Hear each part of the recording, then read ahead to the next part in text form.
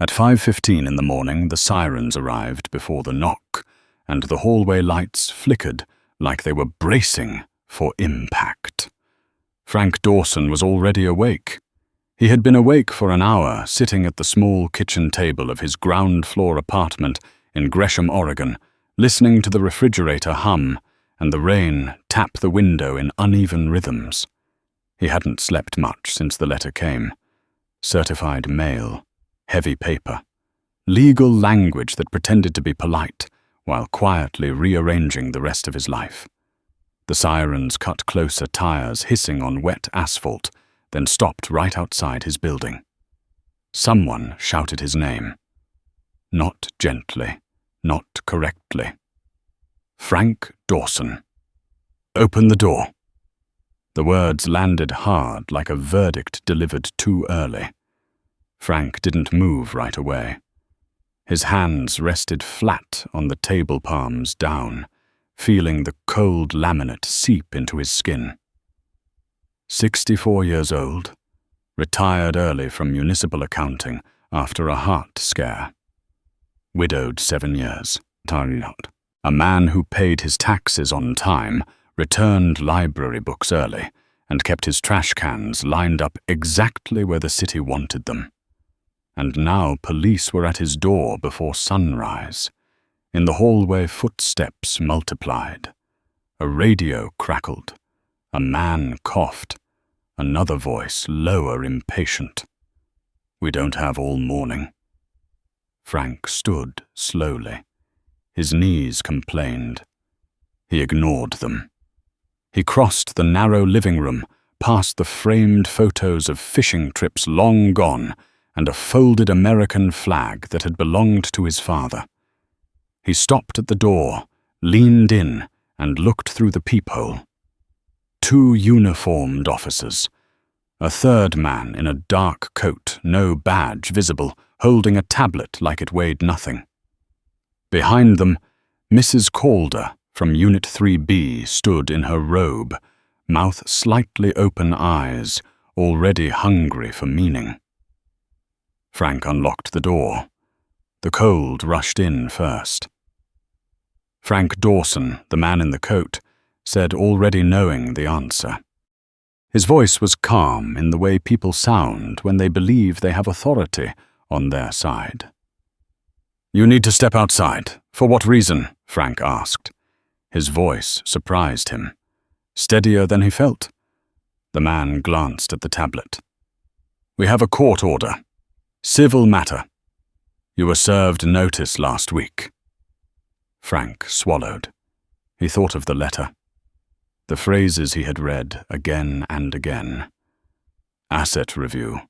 Compliance inquiry. Temporary seizure pending verification. I haven't done anything illegal, Frank said.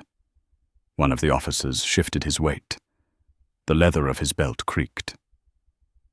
Sir, we're not here to debate that. Behind them, Mrs. Calder's robe fluttered as she leaned forward.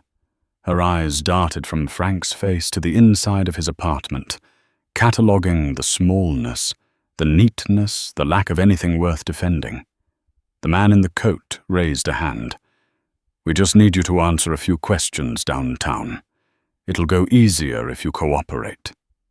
Downtown, at dawn, with sirens. Frank looked past them at the rain-soaked parking lot. The yellow tape already being unspooled around his old sedan, like a warning he hadn't heard in time. May I get my jacket? He asked. The man hesitated. A flicker. Then a nod. 2 minutes. Frank turned back inside. His apartment felt suddenly fragile, like a stage set about to be struck. He reached for the jacket hanging by the door. His phone buzzed in the pocket. One message. Unknown number. Do not say anything yet. I'm on my way. His breath caught. He stared at the screen, thumb hovering. Another message followed, immediate, urgent. They are moving too fast. That's intentional. Frank opened the door again. The man in the coat noticed the phone in his hand. His eyes sharpened. "Who's that?" he asked. "My daughter Frank," said without thinking. A lie smooth as river stone. The man studied him for a long second, then nodded toward the hallway. "Let's go." As they stepped out, Mrs. Calder inhaled sharply. "What did he do?" she whispered, not quite quiet enough. Frank didn't look at her. He kept his eyes forward as the officer guided him down the short hall. The lights buzzed overhead. Somewhere, a door slammed. The building smelled like wet carpet and old coffee. Outside, the rain soaked his shoes immediately. The man in the coat gestured toward the unmarked car. "Careful with the step." Frank paused. He turned his head just enough to see the rest of the scene. Two more vehicles he didn't recognize. A camera lens across the street, someone filming from behind a hedge. The tape around his car, fluttering like a ribbon on a mistake. "This is about the audit," Frank said quietly. The man's lips pressed together. "Sir, this is about irregularities tied to your name." Frank nodded once. He understood now. Not the details, the shape of it, the pressure, the assumption. He was an easy target. Old, quiet, retired. A former city accountant whose signature appeared on decades of boring documents no one had questioned until money went missing somewhere higher up the food chain. The car door opened. The interior smelled like vinyl and coffee. As Frank leaned in, a black SUV rolled into the lot and stopped hard. Too hard. The engine cut immediately. The driver's door opened before the vehicle fully settled. A woman stepped out. Mid-60s, tall, grey hair pulled back, rain darkening the shoulders of her coat. She moved with purpose, not haste like someone who had already decided how this would end. Her shoes were practical expensive without advertising it. Her eyes locked on the man in the coat. "Who authorized this?" she asked. The question sliced through the morning. The man straightened. "Ma'am, this is an active matter. You need to step back." She didn't. She held up a hand. Not a stop. A pause. "Frank?" She said, her voice steady. "Are you hurt?" Frank blinked. His heart kicked. "No," he said. "They're taking me in." She nodded once, absorbing the entire scene in a single sweep. The officers, the tape, the neighbors, the camera across the street, the paperwork on the tablet. "Release him," she said. The man laughed, short and disbelieving. "That's not how this works." She reached into her coat and pulled out a folded document, crisp despite the rain. She didn't wave it. She didn't raise her voice. "It works exactly like this," she said. "You are acting on a provisional order that was superseded 40 minutes ago, signed, filed, time-stamped. You didn't check because you assumed you had time." The man's jaw tightened. He glanced at the tablet fingers moving faster now. One of the officers shifted uneasy. "That's not possible," the man said, but his voice had lost its edge. The woman stepped closer. Close enough that he could see the lines on her face, the calm that came from long practice. "It is," she said, "and if you continue, you will be personally named for procedural abuse." Silence spread. Even the rain seemed to hesitate. Frank stood there, jacket half on heart, pounding, watching the ground shift under men who had been certain only moments before. The man in the coat swallowed. He looked at the tablet again. His shoulders dropped a fraction. "Stand down," he said quietly to the officers. One of them looked relieved. The tape was cut. The car door closed. The sirens stayed off. Neighbors murmured. Mrs. Calder stepped back into the shadows. The woman turned to Frank. Her eyes softened just enough to register him as a person, not a case. "Go back inside," she said. "We're not done. But you're not going anywhere today." Frank nodded, stunned, as the morning rearranged itself around him. Behind her, the man in the coat stared at the document in his hands, realizing too late that the quiet old accountant they had come for was not as alone as he looked. The door closed behind Frank, with a soft click that felt louder than the sirens ever had. Inside the apartment smelled like old coffee and rain-soaked fabric. Frank stood there for a second, jacket still on, listening to voices outside drop into urgent whispers. He could hear the man in the coat arguing now, his confidence cracking words, stepping over each other. The woman's voice cut through it, low and controlled, never rising, never needing to. Frank's hands were shaking. He didn't sit. He paced the length of the living room, past the narrow couch, past the bookshelf where tax manuals from the 90s still stood like fossils. His heart refused to slow down. Whatever had just happened wasn't over. It had simply changed direction. A knock came again, softer this time, deliberate. Frank opened the door. She stepped in without waiting for an invitation, rain dripping from the hem of her coat onto the worn carpet. Up close, he could see the tiredness in her face, the kind that didn't come from a bad night, but from decades of responsibility that never really went away. Her eyes swept the apartment, taking in every detail with unsettling speed. The thrift store furniture, the immaculate order, the absence of anything extravagant or careless. She closed the door behind her and finally looked at him. "You all right?" she asked. Frank nodded, then shook his head. "I don't know," he said honestly. "They were about to take me in." "They wanted you scared," she said. "Scared people make mistakes." Frank studied her. "You stopped them. For now." She slipped off her coat and draped it over the back of the chair, revealing a tailored blazer underneath.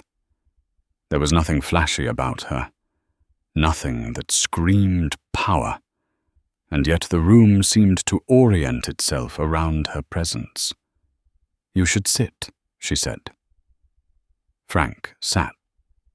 She didn't. "My name is Margaret Hale," she said. "But you already knew that." Frank swallowed. "I knew the name," he said. "I didn't expect you to show up at my door." "No," Margaret said. "You expected them to finish what they started." She crossed the room and picked up the letter from the table, the one Frank had left open, like a wound that refused to close. Her eyes moved fast across the page. "They served this deliberately late on a Friday," she said. "Classic move. Limits your ability to respond before the weekend. They were hoping you'd panic, call the wrong lawyer, say something on record." "I didn't call anyone," Frank said. Margaret looked at him. "Except me." Frank hesitated. "I didn't know it was you," he said. "I sent one email to an address I found buried in an old directory. I didn't think it would go anywhere." Margaret's mouth tightened. Not in anger, in recognition. "That directory was never meant to be public," she said. "You kept a copy. You told us to." Frank said quietly. Back when the city merged the pension funds. You said if anything ever looked wrong, we should keep records. Independent ones. Margaret nodded once. I did. Silence settled between them. Outside, engines started. Doors slammed. The machinery of authority retreating, regrouping. Frank looked down at his hands. They think I moved money, he said. Or let it move. They know you didn't, Margaret said. But your name was on the paper. That's enough for them to try. Frank let out a bitter breath. 38 years, he said. I balanced every ledger, flagged every discrepancy. I retired early because my heart couldn't take the stress anymore. And now they show up like I'm a criminal. Margaret finally sat. She leaned forward, forearms on her knees, hands clasped. For the first time, the control slipped just enough for something sharper to show. They're not after you, she said. Your leverage. Frank looked up. For what? For who? She corrected. She reached into her bag and pulled out a thin folder. She slid it across the table. Frank didn't open it right away. He stared at it like it might bite. Go on, Margaret said. You already know the shape of this. Frank opened the folder. Inside were copies of documents he recognized immediately. Transfer approvals, deferred audits, signatures that shouldn't have aligned the way they did. His signature, beside others, names he hadn't seen in years. They're building a narrative, Frank said slowly, that the old guard was asleep or complicit. Yes, Margaret said, and they're counting on you being too tired to fight it. Frank closed the folder. Why are you involved? He asked. You left public office a long time ago. Margaret's eyes hardened. Because the money didn't disappear, she said. It moved, and it moved into places that affect people who don't get lawyers and press releases. She stood and walked to the window, peering through the blinds. Across the street, the camera was gone. The hedge empty. They think time makes people irrelevant, she continued. That age dulls memory. That retired men with quiet lives won't push back. She turned to him. They forgot who taught them how the system works. Frank felt something stir in his chest that wasn't fear. It was anger. Slow. Heavy. Focused. What do you need from me? He asked. Margaret didn't answer immediately. She studied him, measuring not his competence, but his resolve. I need you to remember, she said. Not just numbers. Context. Who signed what? Who hesitated? Who pushed things through at the end of meetings when everyone wanted to go home? Frank closed his eyes. Images surfaced. Conference rooms. Coffee gone cold. Voices lowering when certain names came up. I remember, he said. Margaret nodded. Good.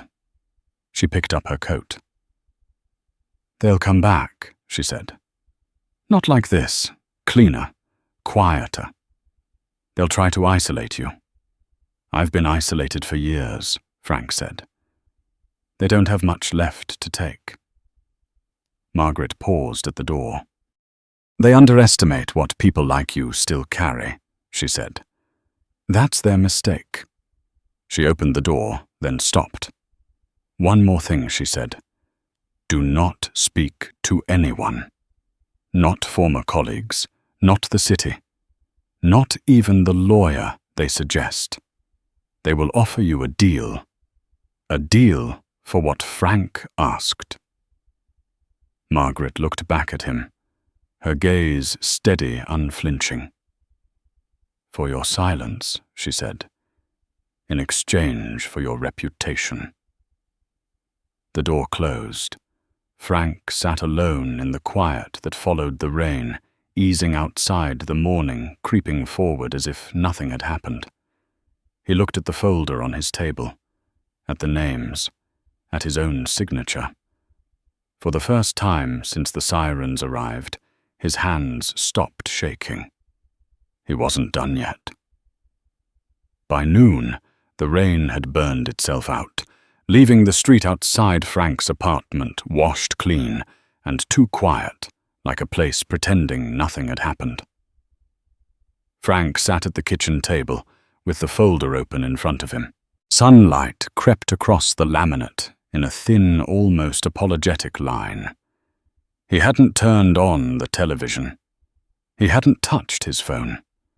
He moved slowly now, deliberately, the way he used to move when reconciling accounts that refused to agree. Panic wasted energy.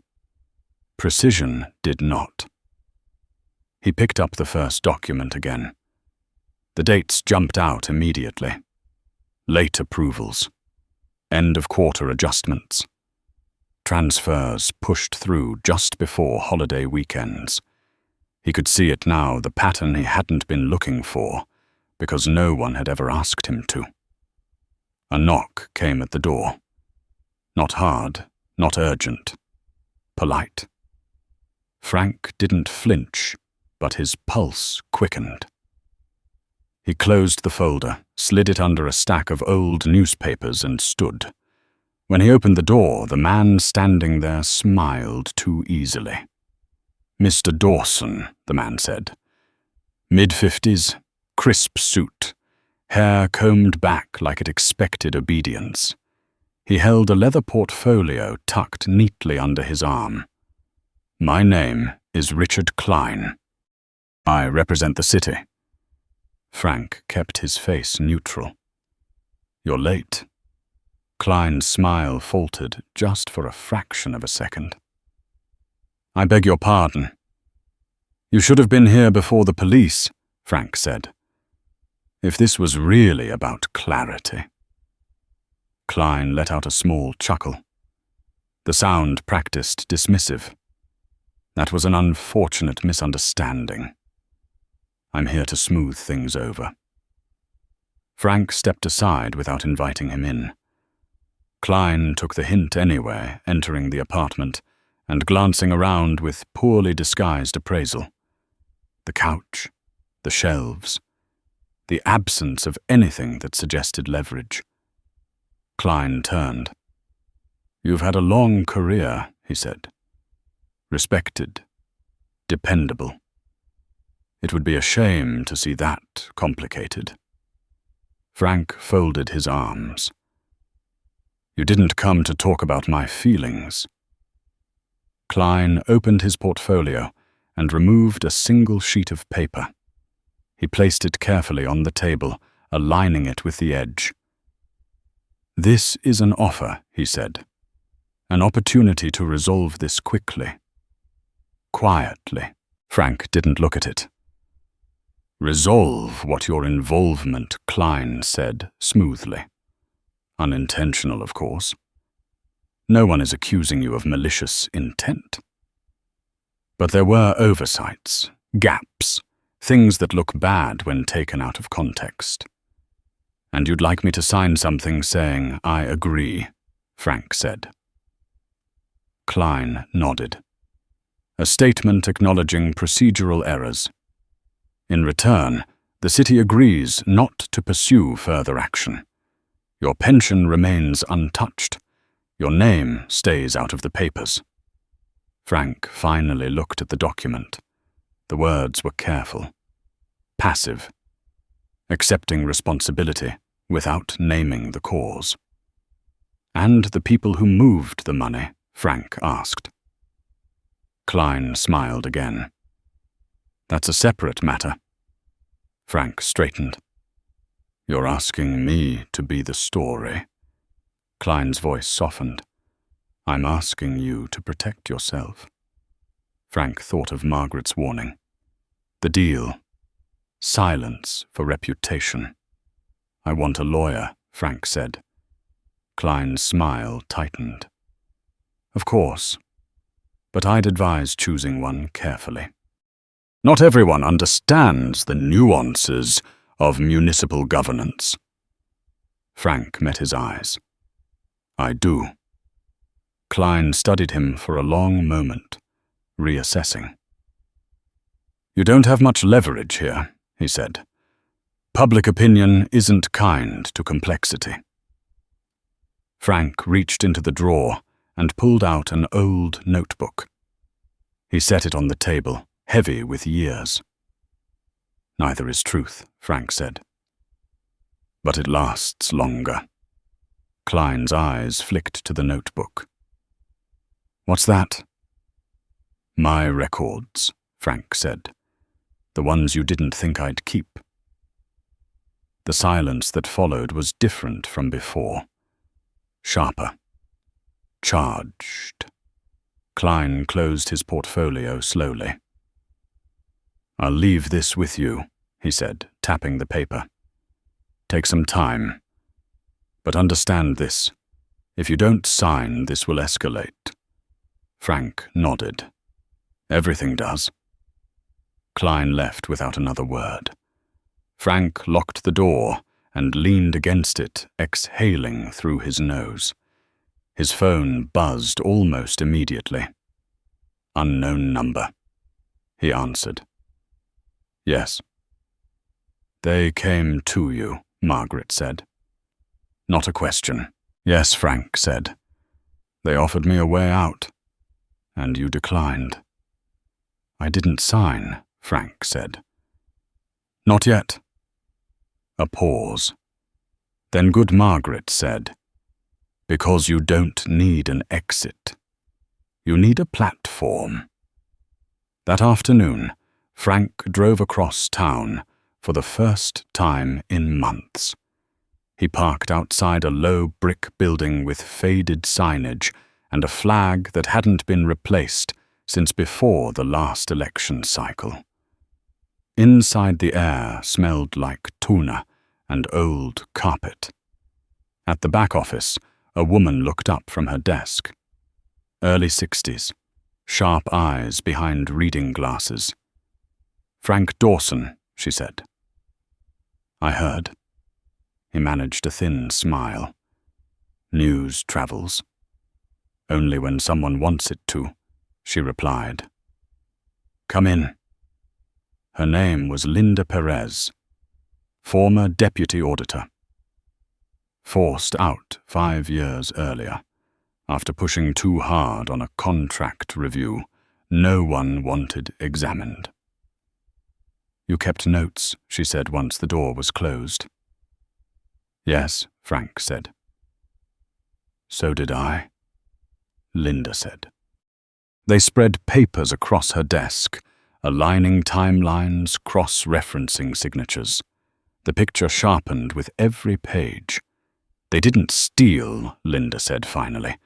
Not directly. They redirected. Consultancy fees, advisory boards, non-profits that fed back into private interests. Frank nodded. And when the oversight committees changed, they blamed turnover. Linda leaned back. They'll bury you if they can. Frank's jaw set. They'll have to try harder. By evening, Frank returned home exhausted, but clear-headed. His phone rang again. This time, the number wasn't hidden. Frank Margaret said, Tomorrow morning, 8 o'clock. There's a hearing you weren't invited to. About me, Frank said. About a budget reallocation, Margaret said. You're listed as the justification. Frank closed his eyes. They're doing it anyway. Yes, Margaret said. Which is why you're going to be there. I'm not on the agenda, Frank said. You will be, Margaret replied. By the time you walk in. Frank stared at the wall at the faint mark where a picture frame used to hang. I don't belong in those rooms anymore, he said. Margaret's voice softened, but only slightly. You never stopped, she said. They just forgot. Frank hung up and stood in the quiet, the day finally catching up to him.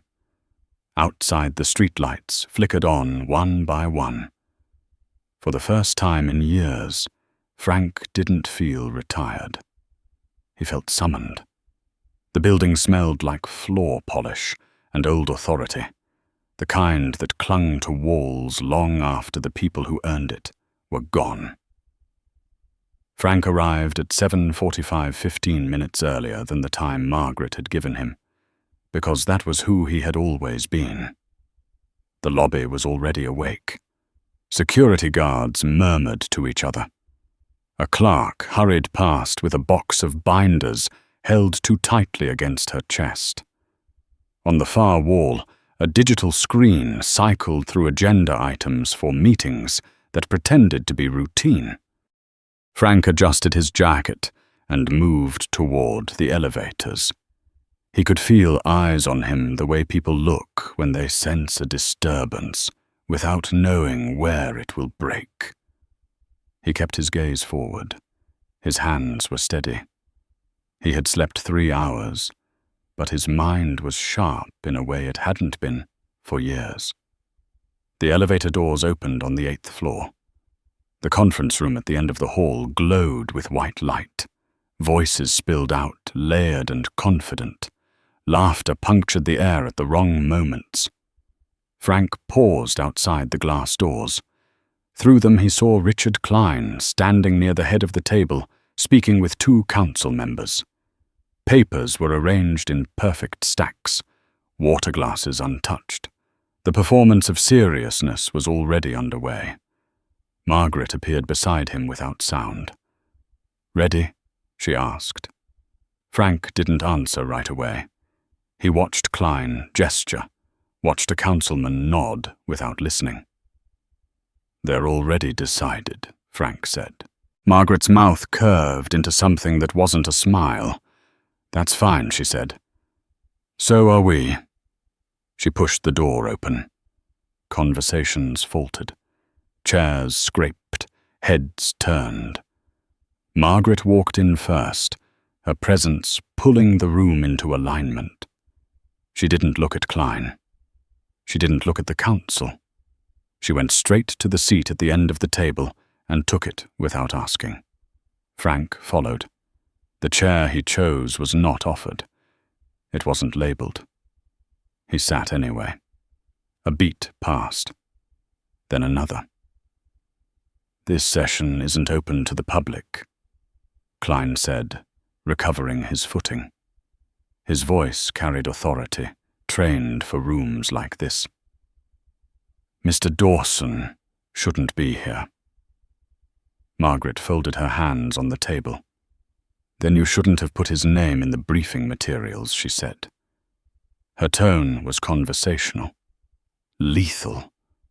A murmur rippled around the table. One council member leaned forward, squinting at his tablet.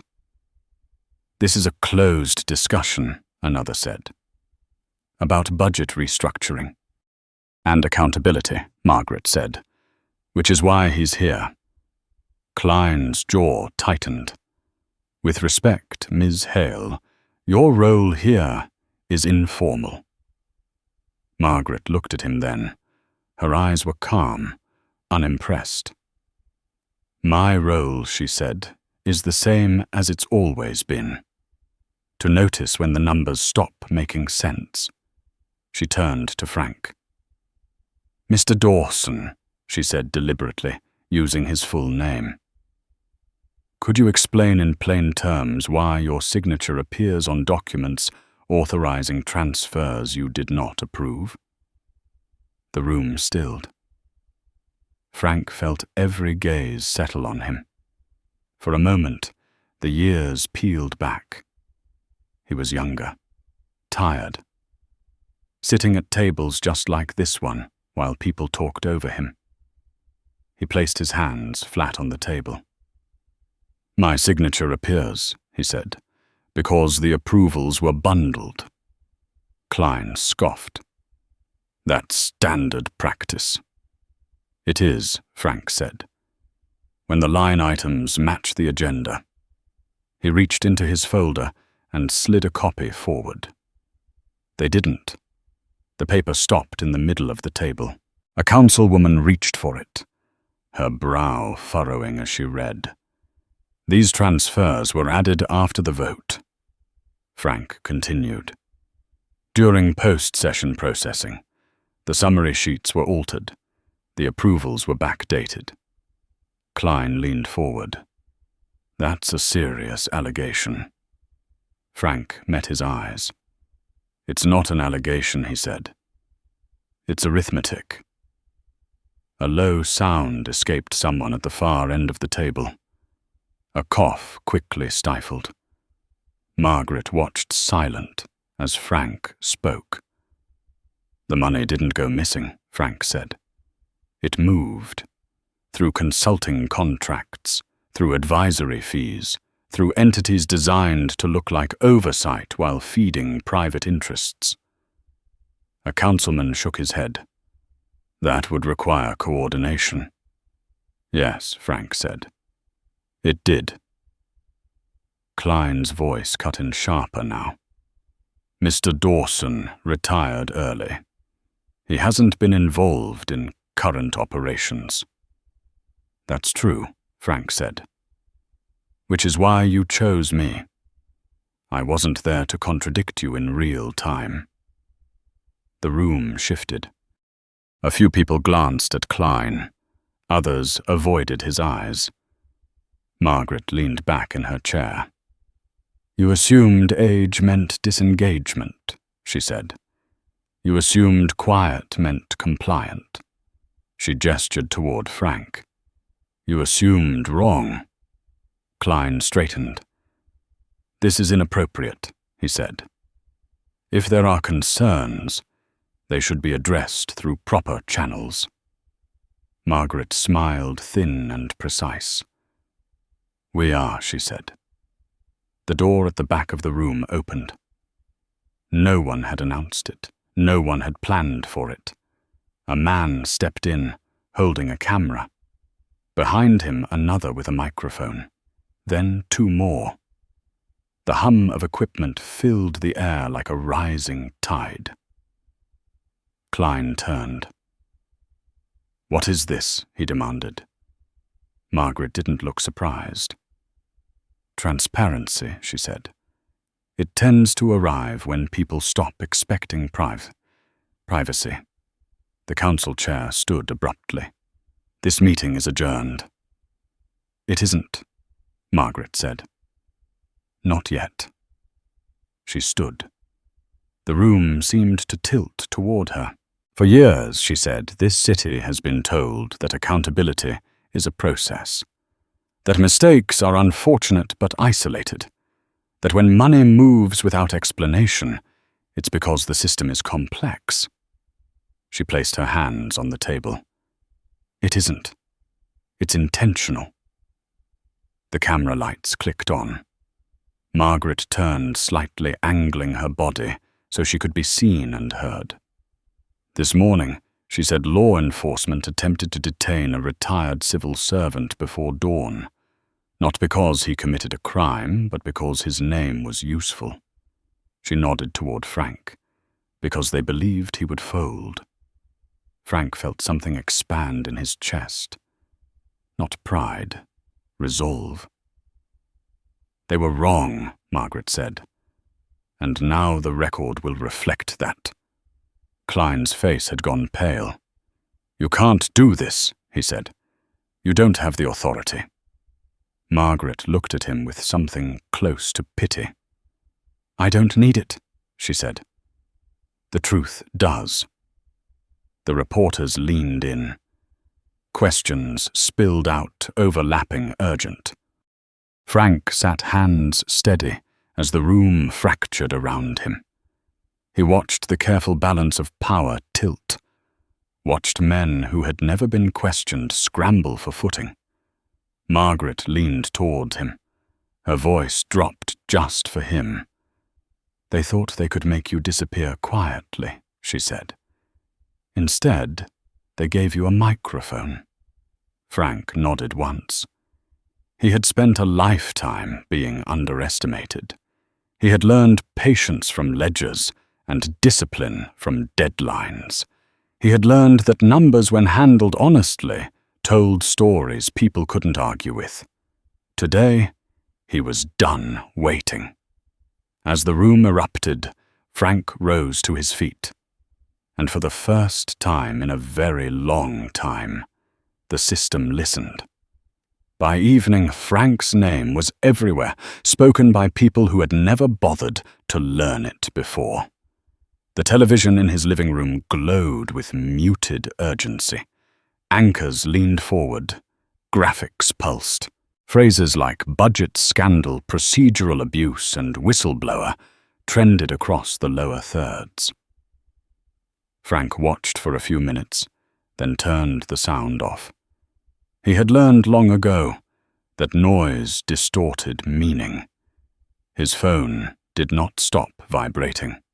Calls, messages, voicemails stacking faster than he could delete them. Former colleagues, unknown numbers. A local reporter who pronounced his last name wrong, but sounded desperate anyway. He ignored them all. Instead, he sat at the table with Margaret and Linda, papers spread out between cold cups of coffee. The air thick with the quiet after impact. Outside dusk settled over the street, neighbors pretending not to stare while absolutely staring. "They're already reframing it," Linda said, scrolling on her tablet. "Now it's about process failures. No intent, no villains." Frank nodded. "It always is."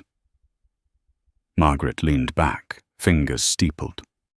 Her expression was unreadable, but Frank could see the calculation behind it, the way she was already 2 steps ahead of the conversation everyone else had just entered. "They'll sacrifice someone," she said. "Mid-level, someone replaceable. They'll call it accountability." "And you?" Frank asked. "What do they call you?" Margaret's mouth curved not quite a smile. "A problem." A sharp knock sounded at the door. All 3 of them froze. Frank stood. His body remembered the morning too well. He moved toward the door, slower this time, more deliberate. He checked the peephole. A woman stood outside. Late 50s, hair pulled back, sensible coat, no badge, no camera. She held a legal folder pressed against her chest, like armor. Frank opened the door halfway. "Mr. Dawson," she said. "My name is Helen Brooks. I'm with the State Attorney General's office." Margaret appeared behind him immediately. Helen's eyes flicked to Margaret, then back to Frank. "We'd like to ask you some questions," she said. "Officially." Frank exhaled. "Come in," he said. Helen stepped inside, taking in the scene quickly. The documents, the 2 women, the sense that something larger than her jurisdiction was already unfolding. "I won't waste your time," Helen said. "We're opening an independent review. The footage from this morning forced our hand." Margaret tilted her head. "Or your conscience," she said lightly. Helen met her gaze without flinching. "Both," she said. "If I'm being honest," she turned to Frank. "You're not under investigation," she said. "But you are central. They tried to use you. That matters." Frank folded his arms. "So what happens now?" Helen opened her folder and slid a document across the table. We issue subpoenas. We follow the money. We protect you." Linda let out a short laugh. "That's a new one." Helen's expression didn't change. "It shouldn't be," she said. "But I know it is." Margaret leaned forward. "They will counter," she said. "They always do." Helen nodded. "They already are. We've received 3 calls questioning our authority in the last hour." Frank watched the exchange, the alignment of women who understood power not as a performance, but as a burden. "And me?" Frank asked. Helen looked at him carefully. "You testify," she said. "Eventually. But not yet. Right now you rest, and you do not speak to the media." Frank smiled faintly. "I wasn't planning to." After Helen left, the apartment fell quiet again, but it was a different quiet now. Not fragile, expectant. Linda gathered her things. "They'll come for you socially next," she said to Frank. "Not legally. They'll paint you as confused, bitter. A man who misunderstood modern systems." Frank nodded. "I've been underestimated my whole life," he said. "It's familiar." When Linda left, Margaret remained. She stood by the window looking out at the street at the way the lights from other apartments flickered on one by one. Lives continuing. Meals being cooked. Arguments and laughter happening without any awareness of the machinery grinding beneath it all. "They won't forgive you," she said quietly. Frank joined her. "I didn't do this to be forgiven." Margaret turned to him, then really looked at him. "You know," she said, "they asked me why I came back, why I didn't stay retired, comfortable, irrelevant." Frank waited. "I told them I was tired of watching people who did everything right be used as shields," she said. "And because I recognized your name." Frank blinked, from where Margaret's voice softened. "From a meeting 25 years ago. You were the only one who asked what happened to the surplus. Everyone else was already packing up." Frank stared at her. The memory surfaced slowly. A raised hand, an uncomfortable pause, a chair scraping back as someone sighed. "I didn't think anyone noticed," he said. Margaret smiled then, really smiled. "I did." That night, Frank slept for the first time in days. Not deeply, but honestly. His dreams were restless, full of corridors and echoing rooms, but there was no fear in them, only movement. The next morning, the headlines shifted again. Council members issued statements. One resigned. Another went on leave. Klein's name appeared briefly, then vanished, scrubbed from public-facing documents with impressive speed. Frank watched it all from his kitchen coffee, cooling in his hands. His phone rang. "Unknown number," he answered. "Frank Dawson." "Mr. Dawson," a man said. Smooth. Careful. "This is Senator Collins's office. The senator would like to meet with you." Frank closed his eyes. "About what?" "About restoring trust," the man said. "And ensuring this doesn't happen again." Frank looked at the calendar on the wall, the one he hadn't bothered to replace in years. Empty squares. Unclaimed time.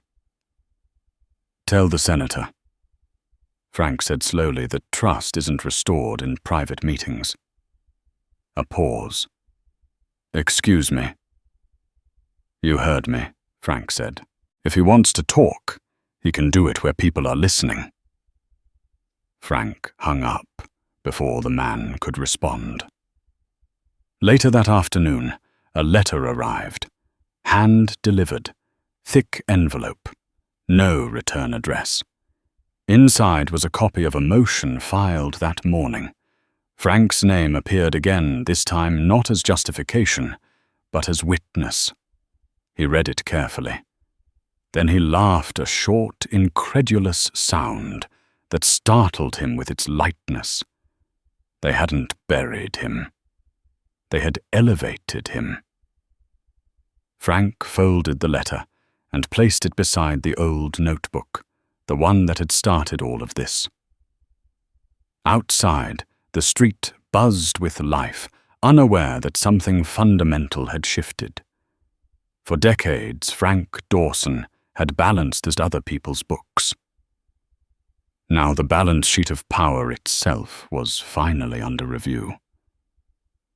The first subpoena arrived before breakfast, slid under Frank's door, like a quiet acknowledgement that the ground had shifted for good. Frank stood barefoot on the kitchen tile, holding the envelope while the coffee brewed behind him. The machine hissed and clicked, steady and familiar, a small domestic sound against the weight of the paper in his hands. He didn't open it right away. He didn't need to. He knew what it meant. This was no longer about rumors or leverage. This was procedure, lawful, slow, relentless. He opened the envelope and read every line twice. By mid-morning, the calls resumed, but the tone had changed, no longer frantic. Now they were cautious, rehearsed, respectful, in a way that felt almost comical. A producer from a national news network left a message asking if Frank would be willing to share his story. A civic advocacy group invited him to speak at a panel about transparency in government. A former council member he hadn't heard from in 20 years sent a text that read, simply, "Hope you're doing well. Let's catch up." Frank deleted most of them. The knock came at 11:30. This time he didn't flinch. Margaret stood in the doorway, sunglasses in one hand, her expression taut with purpose. "We need to move," she said. "They're accelerating." Frank grabbed his jacket. "We're somewhere quieter," she said, "where listening still happens." They drove east out of the city, past subdivisions and strip malls, and into a stretch of road lined with trees just beginning to turn. Margaret drove with both hands on the wheel, eyes forward, radio off. "They're setting up a narrative," she said, "that this was a breakdown in communication, that systems failed, not people." Frank watched the road unwind. "That's convenient. It's survivable," Margaret said. "For them." They pulled into the parking lot of a small public library. One story. Brick. A place built before glass became a threat. Inside the conference room smelled like old books and lemon cleaner. Linda was already there, papers spread across the table glasses perched low on her nose. "They're nervous," Linda said without looking up, "which makes them sloppy." Frank took a seat. "What did we miss?" Linda slid a document toward him. "A shell non-profit. Quietly dissolved last week. It fed into 2 advisory firms that billed the city for services never rendered." Frank scanned the page, and they backdated the dissolution. "Yes," Linda said. "Which means someone panicked." Margaret leaned against the table. "We need timing," she said. "We need to show intent." Frank tapped the page with one finger. "Then we start where they didn't expect anyone to look." Both women turned to him. "The pension reviews," Frank said. "Not the fund itself, the external evaluations." Linda's eyes widened. Those were outsourced. To firms that rotated every 2 years, Frank said. No institutional memory. No accountability. Margaret nodded slowly. And you signed off on the transitions. I did, Frank said. Because they matched policy. He reached into his bag and pulled out the old notebook. He flipped to a page marked with a faded tab. But the evaluations didn't, he said. They reused templates. Same language. Same errors. Over and over. Linda leaned forward. Copy and paste, which means they weren't reviewing anything Frank said. They were rubber stamping. Margaret exhaled. That's it. By afternoon, they had a map, names, dates, money flows that no longer hid behind jargon. Frank felt the old rhythm return, the calm that came from clarity. This was familiar ground. This was work. They parted just before dusk. Margaret squeezed his shoulder before she left. You're doing good, she said. Not kindly. Honestly.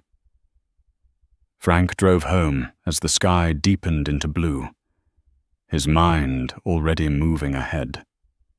He parked, gathered his things, and paused before unlocking his door. A man stood across the street, leaning against a car that didn't belong in the neighborhood. Too clean. Too new. Frank unlocked the door and went inside. He didn't turn on the lights. He moved quietly, peering through the blinds. The man pretended to check his phone, then glanced toward Frank's window. Their eyes met briefly through the glass. Frank felt it then. Not fear. Pressure. The phone rang. Unknown number. He answered. Mr. Dawson, a voice said. Familiar. Richard Klein. Stripped of confidence, but still sharp. We need to talk. Frank said nothing. You don't understand what you're doing, Klein continued. This isn't about justice. It's about control. Frank leaned against the counter. You had control, he said. You misused it. Klein's breath came through the line tight. You're being used. Frank smiled faintly. So were you. A pause. Meet me, Klein said. Just the two of us. No, Frank said. If you keep going, Klein said, people will get hurt. Frank's voice hardened. They already did. He hung up. That night, Frank slept lightly. He dreamed of numbers, spilling off pages of hallways, narrowing of doors closing too fast. He woke before dawn, heart steady. The hearing was set for the next week. Public. Televised. The kind of thing careers ended over. Margaret called at 7. They tried to delay, she said. It didn't stick. Linda followed with a text. Found the emails, drafts, edits. You were right. Frank sat at the table, sunlight creeping in again, and opened his notebook one last time. He copied a page, then another. He organized them neatly. At 10, a delivery arrived. A thick packet from the Attorney General's office. Protective measures, instructions, boundaries. Frank read them, nodded, and set them aside. He stepped outside to take out the trash. The man across the street was gone. The car, too. Frank returned inside, closed the door, and stood in the quiet of his apartment. The walls held the echoes of a life lived small by design. Safe. Contained. That life was over. Not because he wanted attention. not because he wanted power, but because he had been asked to carry a lie, and he had refused. Frank poured another cup of coffee and sat down. The next phase had begun. The hearing room filled slowly the way storms do, with no single moment you could point to and say, "This is when it began." Frank sat at the long table facing the dais. His hands folded a glass of water, untouched to his right. The room smelled faintly of wood polish and old paper, the residue of decades of testimony given and forgotten.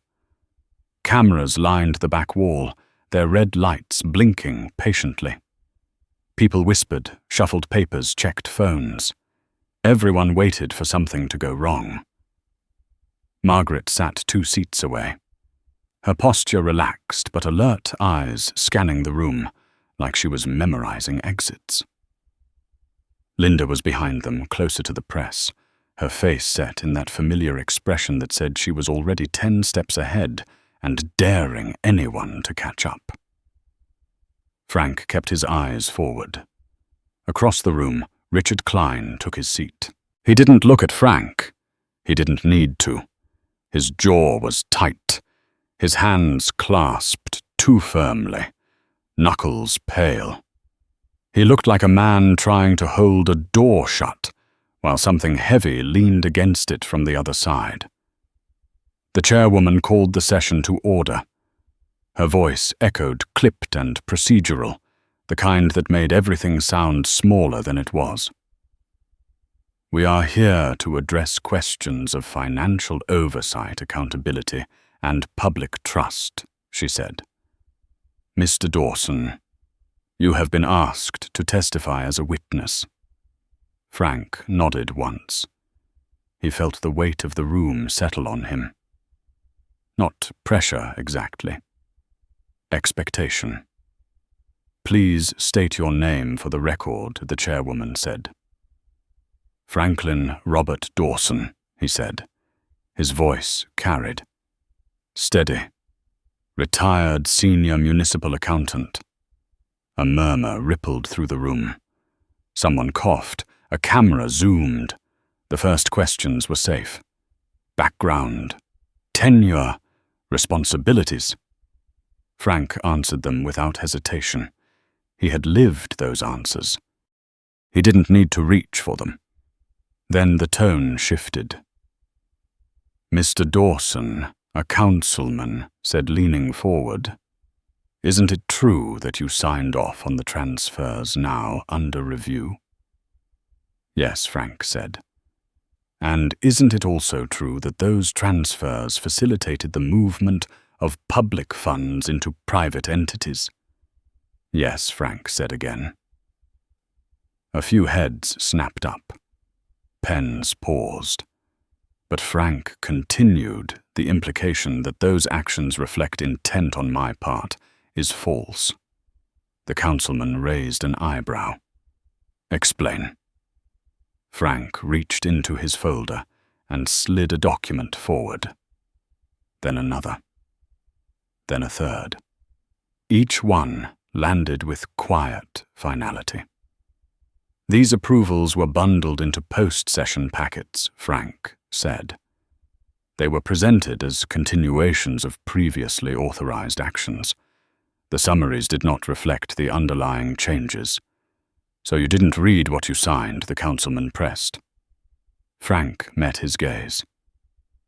"I did," he said. "What I didn't do was imagine that trusted colleagues had altered the context after the fact. A few people shifted uncomfortably." "That's a convenient defense," the councilman said. "It's not a defense," Frank replied. "It's a description." Margaret leaned back slightly. Linda's mouth twitched. Another council member spoke. "You're saying the system failed?" "No," Frank said. "I'm saying the system was used." The room stilled. Frank continued, his voice calm but firm. "Oversight mechanisms exist to protect public funds.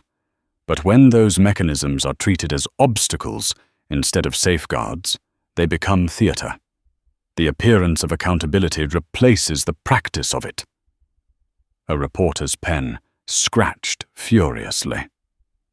The chairwoman leaned forward. "Who altered the documents, Mr. Dawson?" Frank paused. Not because he didn't know, because this was the moment everything narrowed.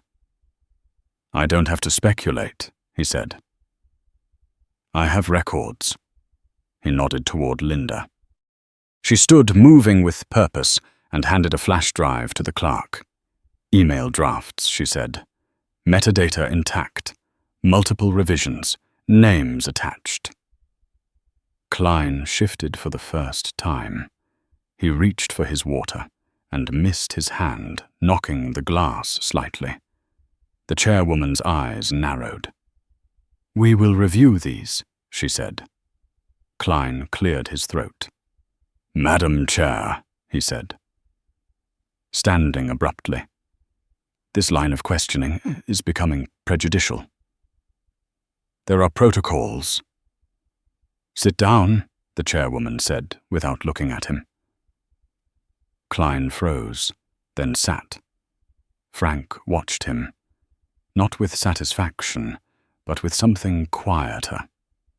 Recognition. Another council member leaned forward. "Mr. Dawson, why come forward now?" Frank took a breath. He felt the weight of that question settle deeper than the others. "Because I was asked to carry blame that didn't belong to me," he said. "And because silence would have made me complicit." A murmur of approval rippled through the audience. But also, Frank continued, "because this isn't just about me. It's about every public servant who does their job honestly and assumes the system will do the same." Margaret closed her eyes briefly. The chairwoman nodded.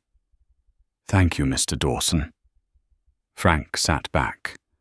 Then Klein stood again.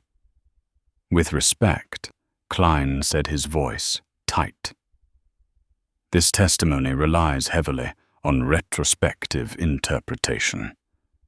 Systems evolve. Decisions are made under pressure." Frank turned his head slowly and looked at him. "Pressure," Frank said. "Yes." Klein faltered. Frank continued, his voice lowering, sharpening. "Pressure is what you apply when you think someone won't push back. When you believe age retirement or obscurity make a person malleable." The room went very quiet. "You misjudged me," Frank said. "And you misjudged the people watching." The chairwoman banged the gavel. "That's enough." But it wasn't. The footage aired that evening, clipped and replayed Frank's words looping across screens nationwide. The narrative shifted again. No longer a technical failure. No longer an unfortunate misunderstanding. This time, it had a face. At home, Frank watched none of it. He sat at his table, the notebook open in front of him, the last pages finally empty. His phone rang once. Margaret's name. "You did exactly what you needed to do," she said. Frank exhaled. "It's not over." "No," she agreed. "But it's irreversible." He hung up and sat in the quiet, the day's weight settling into something like resolve. For the first time, Frank understood what it meant to be heard. Not loudly, but clearly. The backlash didn't arrive all at once. It crept in quietly, wearing polite language and reasonable concerns, the kind that sounded harmless, until you noticed how often they repeated Frank's name. By the next morning, opinion columns had split neatly down the middle. Some called him courageous. Others called him confused. A few suggested he had been manipulated by people with their own agendas. The tone was never angry. It was worse than that. It was patronizing. Frank read none of it. He was at the kitchen table again, the same spot where the sirens had found him days earlier when Margaret arrived unannounced. She didn't knock this time. She let herself in as if the threshold between crisis and routine had finally dissolved. "They're shifting tactics," she said, setting her bag down. "Now it's about your credibility." Frank poured her coffee without asking. "That was always coming." "They're questioning your capacity," she continued. "Age, health, memory." Frank slid the mug across the table. "Then they've run out of arguments." Margaret studied him. "You're calm." "I'm tired," Frank said. "There's a difference." That afternoon, a letter arrived from the pension board. Neutral, cordial. It informed Frank that pending review certain benefits would be temporarily reassessed. The wording was careful. The message was not. Margaret read it once and set it down. "They're testing you."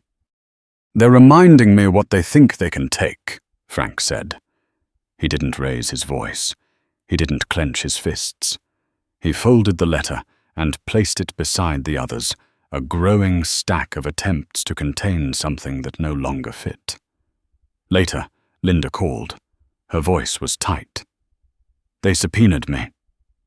"Expected," Frank said. "They're fishing," she said. "Trying to see who blinks." Frank closed his eyes. No one does. That evening, the knock came again. Frank opened the door to find his neighbor, Mrs. Calder, standing there with a casserole dish clutched in both hands. Her eyes were wide, uncertain. "I saw you on the news," she said. I thought maybe you could use a meal." Frank hesitated, then stepped aside. "Thank you." She moved into the apartment, glancing around like she was seeing it for the first time. "They say you caused quite a stir," she said. "They say a lot of things," Frank replied. She set the dish down. "I just wanted you to know," she said quietly. "My late husband worked for the city too. He always said the numbers never lied. People did." Frank looked at her surprised. "He sounds like someone I'd have liked." She smiled, small and sad. "Be careful," she said. "People don't like it when the quiet ones speak up." After she left, Frank sat alone, the casserole cooling on the counter, and felt the weight of something shift inside him. This wasn't just about institutions anymore. It was about memory, about the stories people told themselves to stay comfortable. The next day brought a surprise, an invitation. Not from the city, not from the state. From a civic forum hosted by a coalition of retired public servants. The note was handwritten, respectful. It didn't ask him to perform. It asked him to speak. Margaret read it twice. "This is important," she said. "This is where legitimacy settles." Frank nodded slowly. "Then I'll go." The forum was held in a community center that smelled faintly of coffee and floor wax. Folding chairs filled the room. Grey hair everywhere. Faces lined with years of work that never made headlines. Frank stood at the front, no podium, no teleprompter. He looked out at them and felt something tighten in his chest. "I didn't plan to be here," he said. "I planned to stay retired." A few chuckles. "But I learned something," he continued. Silence doesn't protect you. It only delays the moment someone decides you're useful. Heads nodded. When I signed those documents years ago, Frank said I believed the system would correct itself, that if something went wrong, someone else would catch it. He paused. That someone else was supposed to be us. The room was quiet now. Not tense, attentive. We don't owe institutions our silence, Frank said. We owe the truth to the people who trusted us. When he finished, there was no applause at first. Then someone stood. Then another. The sound built slowly, solidly, like something earned. Outside, Margaret waited by the car. She watched the older men and women emerge, some stopping to shake Frank's hand, others simply nodding, eyes bright. They can't paint you as alone anymore, she said. That night, Frank received a call from the Attorney General's office. Formal. Direct. The review is expanding, Helen Brooks said, and your pension benefits are being reinstated effective immediately. Frank exhaled. Thank you. There's more, Helen added. We're recommending structural reforms. Oversight with teeth. Frank smiled faintly. About time. After the call, he sat in the quiet again, the apartment no longer feeling small. The walls held echoes now. Conversations, courage, risk. His phone buzzed with a final message that evening, a number he didn't recognize. The text was brief. You were right. I should have listened sooner. No name. No apology. Frank set the phone down and didn't respond. He stood, washed his mug, and looked out the window at the street below. The world hadn't changed overnight. Power never surrendered that easily. But something fundamental had cracked, and through that cracklight was finally getting in. The indictments dropped on a Thursday morning quiet, as snowfall, and by noon, the city felt like it was holding its breath. Frank learned about them the same way he learned most things now. Not from the television or the phone, but from Margaret, standing in his doorway with a folded newspaper under her arm, and a look that said, "This one mattered." They finally did it, she said. Frank nodded and stepped aside. Coffee's on. She sat at the table while he poured the kettle, whistling briefly before falling silent. Outside, a delivery truck rumbled past. Ordinary life refused to pause for accountability. Margaret unfolded the paper and smoothed it flat. Names were printed in black, bold enough to feel permanent. Richard Klein's was there, along with 2 council members and a consultant whose firm had never existed before 5 years ago. Charges followed. Conspiracy, fraud, abuse of public office. They're going to say this was a rogue network, Margaret said. Contained. Solved. Frank slid her a mug. It never is. No, she agreed. But it's enough to start something that can't be undone. Frank read the article slowly. He noticed what wasn't there. His name appeared only once as a witness, a source, a retired accountant who had raised concerns. Not the scapegoat, not the villain. He set the paper down.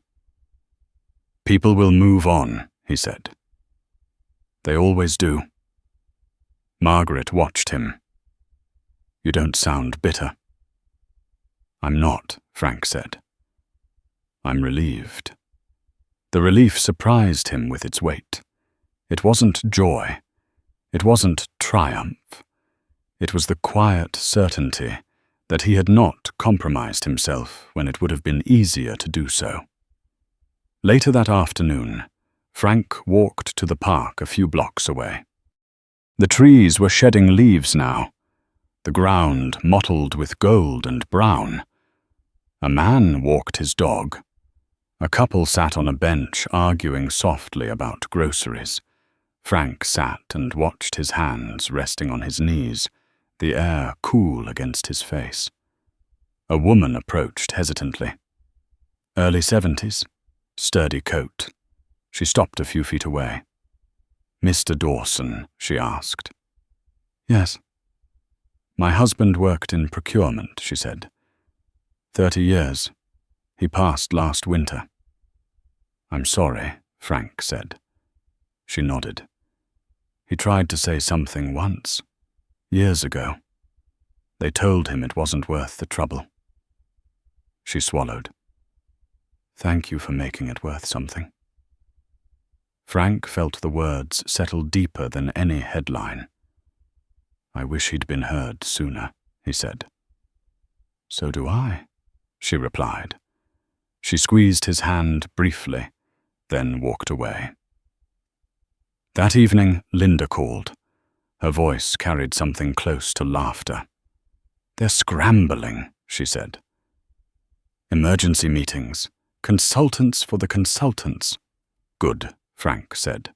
"And there's talk," she added, "of formalizing the oversight group. Independent. Public-facing." Frank leaned back in his chair. "With real authority. That's the rumor." After the call, Frank sat alone. The apartment dim, except for the lamp by the couch. He thought of the notebook now empty. He thought of the years he'd spent believing diligence was enough. His phone buzzed. Margaret's name. "Tomorrow," she said, "there's a press conference." "I'm not going," Frank said. "I know," Margaret said. "But I want you to listen." He did. The next day, the city announced reforms, committees, safeguards, promises framed as lessons learned. Cameras flashed, apologies were issued without ever quite landing on responsibility. Frank turned the television off. Instead, he went back to the park and sat on the same bench. He watched the same dog, the same couple now laughing. He felt the world resume its shape around him, not restored, but adjusted. That night, a letter arrived. Official seal. Heavy paper. Inside was an invitation to serve on an advisory board. Unpaid. Term limited. Oversight of financial transparency. Frank read it twice. He set it aside. Margaret came over later, carrying takeout and 2 forks. They ate at the table, companionable and quiet. "You don't have to do this," she said, gesturing toward the letter. "I know," Frank said. "They'll try to use you," she added, symbolically. "They already have," Frank said. "The question is whether I let them." Margaret watched him closely. "What do you want?" Frank considered the question. He thought of the woman in the park, of Mrs. Calder's casserole, of the hearing room and the way his voice had carried when he hadn't raised it. "I want to make sure this doesn't fade," he said. "Not into memory, not into myth?" Margaret nodded. "Then you should accept. On your terms." Frank smiled faintly. "That's the only way I know how." He signed the letter the next morning. The weeks that followed were quieter. Investigations continued. Careers ended. Others began cautiously. Frank attended meetings that felt different now. Rooms where people listened when he spoke, not because he demanded it, but because they had learned the cost of ignoring him. He walked more, slept better. His life did not become larger. It became clearer. One afternoon, he received a handwritten note from a young analyst he'd never met. "Thank you for reminding us what the job is supposed to be." Frank placed it in the drawer with the notebook. As winter approached, the city moved on as cities do. New stories replaced old ones, but the structures shifted slightly enough to matter. Frank stood at his window one evening, watching the lights come on across the street, and felt something like peace. He had not set out to change anything. He had simply refused to lie. And that it turned out was enough to tip the balance. The first morning, Frank woke up without an alarm. The silence felt earned. Winter light pressed softly against the blinds, pale and steady, the kind that didn't rush you into anything. Frank lay still for a moment, listening to the low hum of the building, the distant sound of traffic waking up somewhere beyond his block. No sirens, no phones vibrating with bad news, just a day that belonged to him. He moved slowly through the apartment, every step familiar. The kettle, the mug with the small chip on the rim, the chair by the window. His life hadn't become grand. It had become honest. The advisory board met twice a month. Frank attended every session, not as a symbol, not as a headline, but as a presence that refused to be ornamental. He read every packet. He asked the questions people hoped someone else would ask. When answers didn't hold, he let the silence do the work. People noticed, not the loud kind of noticing. The subtle shift in posture when he spoke.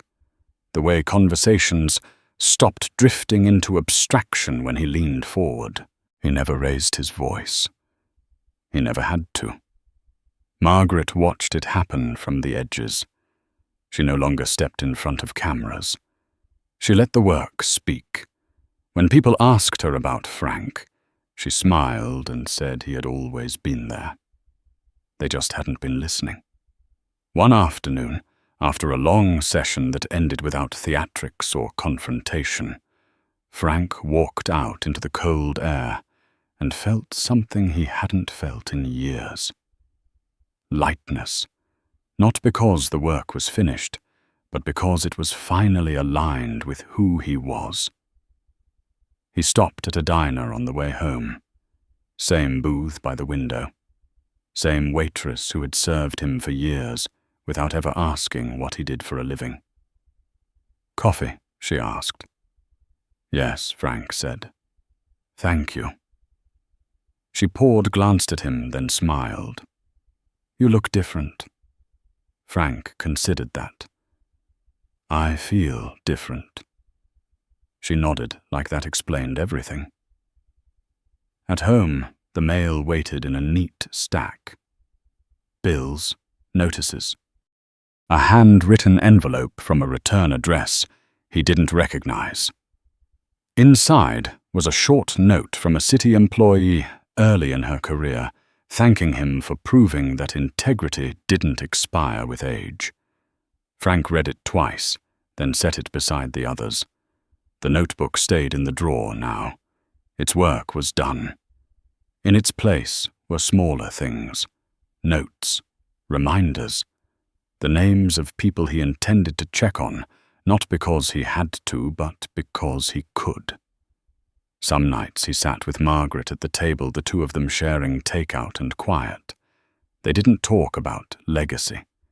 They talked about books, about places they hadn't seen, about how strange it was that the world only seemed to slow down once you stopped trying to outrun it. "You don't miss the anonymity?" Margaret asked him once. Frank shook his head. "I was never invisible," he said. "I was just overlooked." She smiled at that. Spring came gently. Trees filled back in. The park grew loud again with dogs and children, and arguments about nothing that mattered. Frank returned to the bench often, sometimes alone. sometimes joined by someone who recognized him and wanted to say thank you without ceremony. He accepted it all quietly. The city moved on. It always would. But something fundamental had shifted beneath the noise. Systems had names now. Oversight had memory. Silence had consequences. Frank stood at his window one evening, watching the lights come on across the street, and thought about the man he had been when the sirens arrived. The way his hands had shaken. The way fear had tried to make decisions for him. He hadn't become powerful. He had simply refused to step aside. That was the difference. Stories like this don't end with applause. They end with ordinary mornings that feel a little more solid than the ones before, with coffee that tastes the same but somehow means more, with the quiet knowledge that when the moment came, you answered it without becoming someone else. If this story resonated with you, if it reminded you that integrity still matters and that it's never too late to be heard, take a moment to like the video, subscribe to the channel, and comment your thoughts.